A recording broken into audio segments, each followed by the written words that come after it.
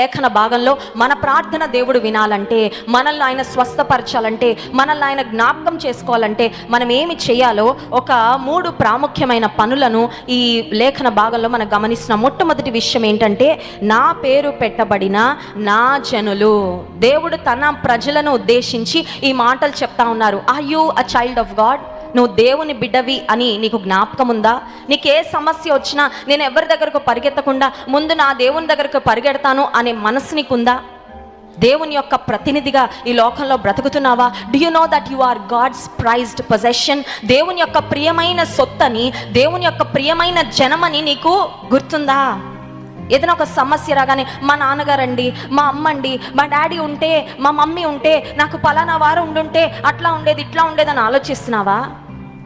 మనుషుల వైపు చూడకుండా నేను దేవుని బిడ్డను, నేను దేవుని కుమారుడను, దేవుని కుమార్తెను, నేను దేవుని పేరు పెట్టుకున్నా, ఆయన బిడ్డగా బ్రతుకుతున్నా అని నువ్వు దేవుని దగ్గరకు పరిగెడుతున్నావు. మొట్టమొదటిగా దేవుడు చెప్తున్న మాట ఏంటంటే, when you remember that you are a child of God, when you know that your greatest identity is being called as a child of God. నాకున్న ప్రాముఖ్యమైన గుర్తింపు ఏంటి అని కనుక నేను ఆలోచన చేసుకుంటే నాకు గుర్తు రావాల్సిన మొట్టమొదటి విషయం ఏంటంటే, నేను దేవుని బిడ్డను. నేను గొప్పగా చెప్పుకోవడానికంటూ ఏదైనా ఉంటుందంటే అందులో ఫస్ట్ ఏంటంటే లిస్టులో, నేను యేసయ్య బిడ్డను, నా పేరు పెట్టబడిన నా జనులు. యెషయా గ్రంథం 43వ అధ్యాయము 1వ వచనంలో దేవుడు తన ప్రజలకు చేస్తున్న ఒక శ్రేష్టమైన వాగ్దానము మనం చూడగలం. అయితే యాకోబు, నిన్ను సృజించిన వాడగు యెహోవా, ఇశ్రాయేలు, నిన్ను నిర్మించిన వాడు ఇలాగు సెలవిచ్చుచున్నాడు, నేను నిన్ను విమోచించి ఉన్నాను, భయపడకుము, పేరు పెట్టి నిన్ను పిలిచి ఉన్నాను, నీవు నా సొత్తు. ఇంగ్లీష్ బైబిల్లో ఉంది, యు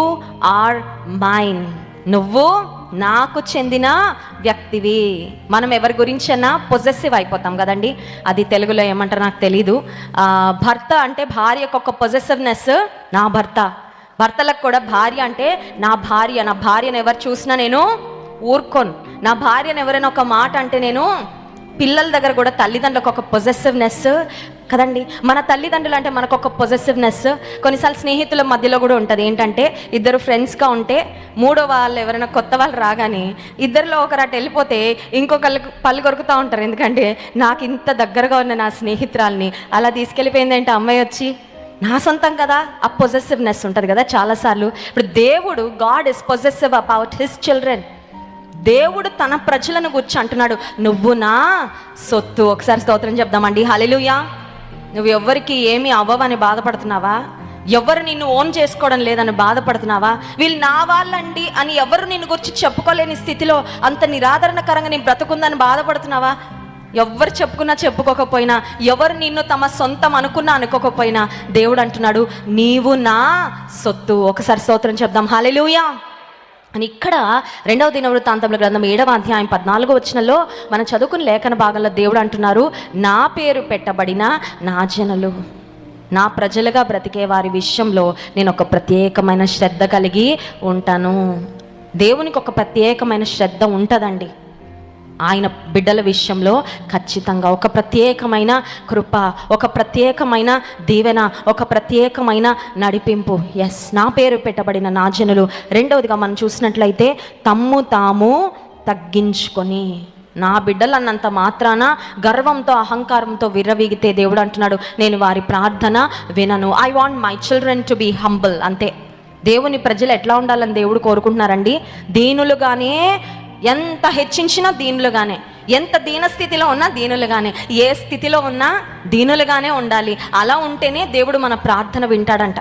అంటే జ్ఞాపకం పెట్టుకోవాలి, మన ప్రార్థన దేవుని సన్నిధానానికి చేరకపోవడానికి కొన్నిసార్లు మన అహంకారమే అడ్డొస్తుంది. కొన్నిసార్లు మన గర్వ స్వభావమే దేవుని ఆశీర్వాదాలు మనం పొందకుండా, మన ప్రార్థనలు దేవుని సన్నిధికి చేరకుండా అడ్డుపడుతున్నాయని జ్ఞాపకం పెట్టుకోవాలి. సో తమ్ము తాము తగ్గించుకొని, మూడవదిగా ప్రార్థన చేసి, if you don't pray, don't expect anything from God. As simple as it is. చాలా సింపుల్ అండి.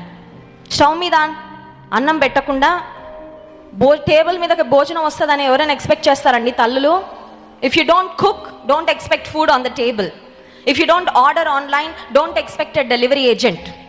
ఆన్లైన్లో ఆర్డర్ చేసి క్యాష్ ఆన్ డెలివరీయో, ఆన్లైన్లో పేమెంట్ చేయకుండా తలుపు దగ్గర నిలబడి ఎవరో ఏదో ప్యాకెట్ పట్టుకొని వస్తారని ఎదురు చూస్తే వస్తారా? అంతే సింపుల్. ప్రార్థన చేయకుండా ఏదో వచ్చేస్తుంది అంటే రాదు, ఏమీ రాదు. ఎందుకంటే నువ్వేం చేయలేదు కదా. నువ్వు చేయాల్సింది ప్రార్థన, నువ్వు మొరపెట్టాల్సింది దేవునికి, నువ్వు అడగాల్సింది దేవుని. నువ్వు అడగకుండా నాకు శాపం పోవట్లేదు, పాపం పోవట్లేదు, లేదంటే దీవెన రావట్లేదు, హెచ్చింపు రావట్లేదు, ఉన్నత స్థితి రావట్లేదు, ఈ పరిస్థితి నుండి విడుదల రావట్లేదు అంటే రాదు. ఎందుకంటే ప్రార్థన చేయలేదు కాబట్టి. It's an important condition. ప్రార్థన చేసి ఆ తర్వాత నన్ను వెదకి, సీక్ ద లార్డ్, దేవుని వెదికే అనుభవము. దేవుని ఎక్కడ వెదకాలి? అటక మీదనా? దేవుని ఎక్కడ వెదకాలండి? కొండల మీదనా? రహస్యమందు ఒంటరిగా తలుపు వేసుకొని మోకరించి దేవుని వెదుకు, ఆయన సన్నిధిని వెదుకు. ఆయన సన్నిధిని నువ్వు వెదికితే ఖచ్చితంగా ఆయన సన్నిధి నువ్వు పొందుకుంటావు. ఆయన కొరకు నువ్వు ఎదురు చూస్తే ఆయన కార్యాలను ఖచ్చితంగా పొందుకుంటావు. ఆయన కృప కొరకు నువ్వు ఎదురు చూస్తే, కనిపెడితే ఖచ్చితంగా పొందుకుంటావు. నన్ను వెదకి ఆ తర్వాత తమ చెడు మార్గములను విడిచిన ఎడల, విడిచిపెట్టాల్సింది కూడా ఉందంట. ఆశీర్వాదాలు రాకముందు విడిచిపెట్టాల్సింది ఉంది. ఏంటదంటే తమ చెడు మార్గములను. ఎవరిలో ఏ చెడుగుందో మనకే తెలుసు, ఇంకెవరికి తెలియదు కదండి. కొంతమంది అందరికీ మంచోళ్ళే, ఒక్క ఇంట్లో ఎవరో ఉంటారు వాళ్ళకి ఒక దుష్మన్ కదా. కొంతమంది భర్తలు ప్రపంచం అంతటికి ఆహా ఓహో ఇంకేనంత పుణ్య పురుషుడు ఎవరు ఉండరు అనుకుంటారు. భార్యకే తెలుసు ఆయనలో ఉన్న శాడిజం.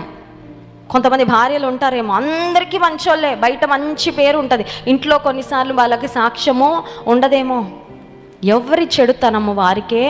కొన్నిసార్లు పబ్లిక్ లైఫ్లో చాలా అద్భుతంగా ఉంటాం, రహస్య జీవితంలో ఆ సెల్ ఫోన్ పట్టుకున్నప్పుడు తెలుస్తుంది ఆ వ్యక్తి మనసులో ఉన్న పాడైపోయిన అనుభవాలు, ఆ చెడ్డ దృశ్యాలను ఆనందంగా చూస్తూ ఉంటే అదే చెడుతనం.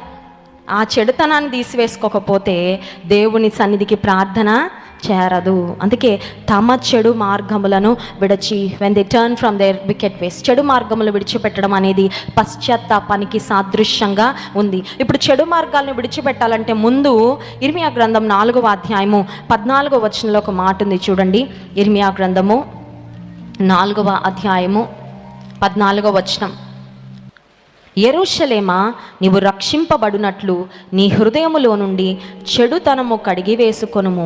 ఎన్నాళ్ల వరకు నీ దుష్టాభిప్రాయములను నీకు కలిగి ఉండును. దుష్టాభిప్రాయములు నీకు కలిగి ఉండును. హృదయంలో నుండి చెడుతనం కడిగేసుకోవాలి.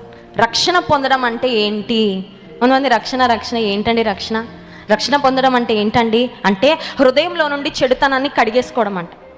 ఎందుకంటే హృదయంలో నుండి చెడుతనాన్ని కడిగేసుకుంటే చెడు మార్గాలను ఆటోమేటిక్గా విడిచిపెడతాం, అంతే కదండి. హృదయంలో చెడుతనం ఉంటే, హృదయంలో పాప సంబంధమైన తలంపులు పెంచి పోషిస్తూ ఉంటే చెడు మార్గాల నుండి తొలగడం అసాధ్యం. ఎందుకంటే ముందు లోపల నుండి చెడుతనం పోతే, ఆలోచనలు అంతరంగం శుద్ధి చేయబడితే బ్రతుకు బాగుపడుతుంది, జీవితం దేవునికి అంగీకార యోగ్యం.